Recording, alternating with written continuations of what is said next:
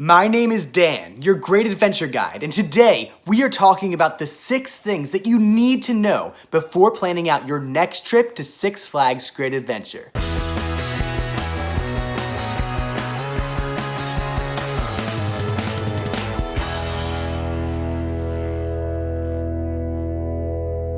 Alright, let's start off talking about the reservation system. Everybody needs to make a reservation with Six Flags before attending the park. Now, it doesn't matter if you have a membership, if you are a season pass holder, or if you've purchased daily tickets to attend Six Flags Great Adventure.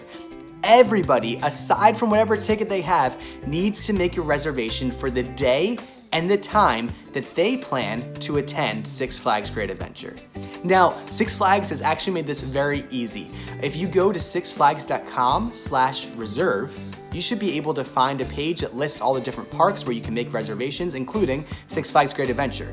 Click on Six Flags Great Adventure, choose the day that you want to go, the time that you would like to attend, and you should be ready to go. But do know that on the weekends, things might get a little bit more clogged up on those reservations, especially if you're trying to get to the park early in the day. So you're going to want to make your reservations as soon as you know that you're attending the park. At this point, it seems like if you're a week out, you're pretty in the clear to get a good reservation early in the morning. But just keep that in mind as you are planning out your trip. Now, you need to have that reservation with the barcode, like it's like a separate ticket. You need to have that reservation with the barcode ready to be used when you pull up to Six Flags. Before they even scan anything for parking, they are going to first scan your reservation. Now, the other part of this is that you also need to prepay for parking. If you have a membership or most season pass holders, you already get parking included, so that's fine. But if you are planning to pay for parking that day, you need to prepay for it online. And honestly, this just makes the whole experience that much quicker. You just scan the reservation, scan your parking, and then you're let in and you can go in and park your car wherever it is that you would like to go. All right, so now you've parked, but what do you need in order to get into the park? Well, you need your ticket for the day, right? Membership, season pass, or your daily ticket that you've purchased. But you also need a mask, just like pretty much everywhere else in New Jersey and Pennsylvania and New York and like the country. You need a mask in order to be at Six Flags Great Adventure. And you are supposed to wear your mask at all times, except if you are eating food. So if you're seated down at a table or even just walking around, if you're eating food, taking a drink, that's fine. You can take off your mask, obviously. And the other thing that's really cool that Six Flags has set up is mask-free zones scattered throughout the park. There's some in shaded areas, there's some with tables, and there's some that are just out in the open sunlight where you're baking in the sun. But you will see these mask-free zones in different locations, so feel free if you need a break to go over to there, have a seat, and take a deep breath without a mask covering your face. Now, I will say that unfortunately, the day that I was at Six Flags, a lot of people, especially in the middle of the afternoon, were not wearing their masks at all. Not even just like half wearing them, like, you know, below their nose, but just weren't wearing them, period. So I know that that's gonna be a thing and a struggle throughout society everywhere because we live in America and we're not always the most humble and respectful people in the world. But overall, I was really impressed with how much Six Flags was very kindly enforcing this rule. I would hear different Six Flags members that would see people, guests without masks on, just ask them to put them on. And it seems like there's a pretty good culture there. We'll see how this shapes up in the coming days and weeks as people get more and more tired or as people get more and more used to wearing masks in general, but yeah, that's the kind of situation that we're in. You even need to wear a mask when you're on the ride. So if you're on a roller coaster, you need to wear your masks. I found that this was no problem at all. The mask was not an issue on Nitro or El Toro. I had it on a medical mask, so it was a little bit more of a snug fit, I guess. But I know that there's some masks that are pretty loose, but if you have a pretty well-fitting mask, you're not gonna have a problem on these rides. Now, the thing that is something to be mindful of is if you pull one of these numbers and you say to yourself, oh, I'm on the Skyway, so let me take off my mask for a second, just let it hang on my ear. Well, guess what? This is not secure at all. And I get that, you know, there's no one else with you in your car, so I understand how you would want to take off your mask. Again, I'm speaking from experience, but the wind can very easily blow this away. I almost had a tragic incident with that, and that would have been a real bummer start to my day, losing my mask before I even got to like really ride a roller coaster. So be careful about that. Now let's talk about the lines for the rides. Now, if you're going to Six Flags Great Adventure, you know you're gonna have to wait a long time for different rides. But if you were like me, you might have been wondering, less people in the park, people that are scared to go, they're capping how many guests can be there, maybe the lines won't be that bad. Well, that could be the case for you, but it definitely wasn't for me. Hopefully things will change in the coming weeks as they get used to things, but I found that all of the lines moved very slowly. Since they were social distancing, even in the roller coasters, there were very few people on each train that would go through a roller coaster or on each ride, whatever it was. And so the line moved more slowly, even if there was less people in it. It was just very, very, very slow moving. Now, as the weeks go on and we kind of figure out how things work and the, you know, operators get used to different stuff, maybe this will change and maybe Six Flags will be less waiting than there ever has been, and it'll be an even better place to go than it once was. I'm kind of hesitant to believe that, but that could be the case. My recommendation to you is that no matter what your plans are, get there early. If you can get to the park well before it opens, I know that my reservation last time I went was at 10 o'clock, even though the park didn't open till 11, and I even got in there a little bit earlier than 10. It's just way better that way, because when you get into the park, there's no one there. You're able to walk right onto rides for the first like hour or so, but man, get into the afternoon, if it is a more crowded day and things are going a little bit slowly, you're gonna see lines everywhere. So brace yourself for that. And that also goes for like the concession stands, and I felt like there was just more waiting for everything that you had to do during the day. But I'm hopeful that as more food places open up inside the park and as they just kind of figure out things, and even the mobile ordering, as that actually starts to work. I'm so hopeful that that starts to work, because that will be a wonderful addition to the park. Maybe things will get better, but I'm not holding my breath. There still is the opportunity to buy a Flash Pass, and if this is your one chance to go to Six Flags this summer and you have the money to spend, then hey, why not go ahead and buy that and make your trip that much more enjoyable? Do know that the Flash Pass, they actually moved where they were selling it over towards the Mirror Maze and the Ferris wheel rather than right by the Joker. So you're gonna have to go to the right when you enter the park in order to get to those Flash Passes. Something to consider seriously when you're there.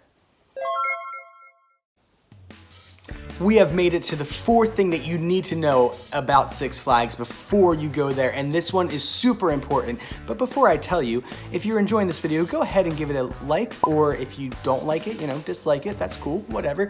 And feel free to hit that subscribe button and the notification bell so that you don't miss any tips or tricks of how to make your Six Flags Great Adventure the best possible trip it can be. But without further ado, number 4, the Safari. Right now, the Safari is a separately ticketed event. It is not included with the purchase of your Six Flags Great Adventure ticket. Now, if you have a season pass or a membership, you can still go there as well, but it is a separate reservation, and it is the drive-through Safari, so you're gonna be staying in your car the whole time. And there are definitely some great perks to that. You get to see the baboons now, you get to really take your time going through. Sometimes it takes a little too long if it's like a big traffic jam, but it's really nice to be able to spend more time looking at the animals and not have to be rushed through depending on your driver for that guided tour. The thing that stinks is that you don't get the guided part of the tour. You don't get somebody telling you all the different facts about the animals, which is really cool. And it's not the open air vehicles because you have to keep your windows up. But you know, air conditioning is nice too when you're driving through there. So just know that that's a separate thing that you are more than welcome to do, but it is not included with your normal daily ticket in Six Flags Great Adventure. The next thing to know is that games and shopping is open and everywhere. So all the games that you love to play when you go to a Great Adventure, they are all open, and practically all of the stores or any locations to buy things in, those are open as well. There is one exception, which is the main store, right when you go in through the main entrance of Great Adventure to the left. That one is actually closed because it's under refurbishment and hopefully will be coming soon enough, but otherwise everything else is open. Now the food, on the other hand, about half the locations were open, half of them weren't. We'll see how that goes in the future. And most of the rides are open as well, except for a few really important ones like Kingda Ka and Zumanjaro Drop of Doom. I don't know if these will open, who knows, maybe they already opened today or yesterday, but when I was there they weren't open yet. And the water rides. Both of the water rides were closed and it didn't look like there was any sign of them opening up anytime soon. As a matter of fact, there were whole sections missing from the splash ride, like literal parts of the ride were not there. So I don't know what's going on there and what things they were doing with refurbishments and stuff, but yeah, I would be surprised to see those anytime soon. But some of the indoor attractions also were closed. So the Houdini ride, that one was closed, not the big deal, but Justice League Battle for Metropolis, you will not be able to get on that ride at any time during the COVID restrictions as they are right now. So do know that that is not an option, which I know is a really important one for families because that's a great ride that's good for the adults and good for the kids, but yeah, that's just the way things are right now. This brings us to our final thing that you need to know before going to Six Flags Great Adventure. And this is something that I don't hear a lot of people talking about, but they should be talking about. This was a huge deal for me. And that is the fact that there is no self-serve drink stations anywhere in the park. We're talking water fountains, water bottle filling stations, the Coke machines, the different soda machines that are self-serve, or other soda machines throughout the park that are self-serve. They are not available to you.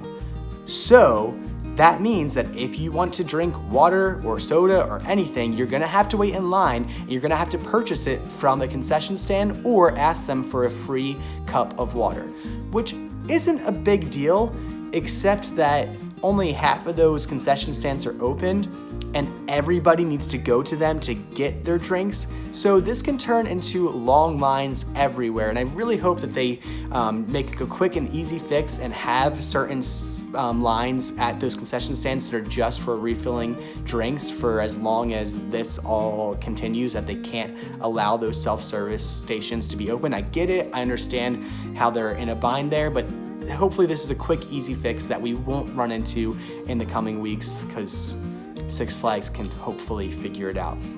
But if you are there, this is just your one big trip and your whole family's there or whatever, go ahead when you get there and buy some water bottles so you don't have to keep going every time someone's thirsty.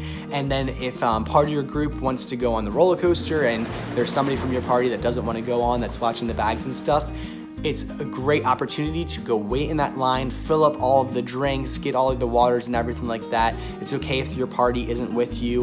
You can ask for several different waters and that kind of stuff.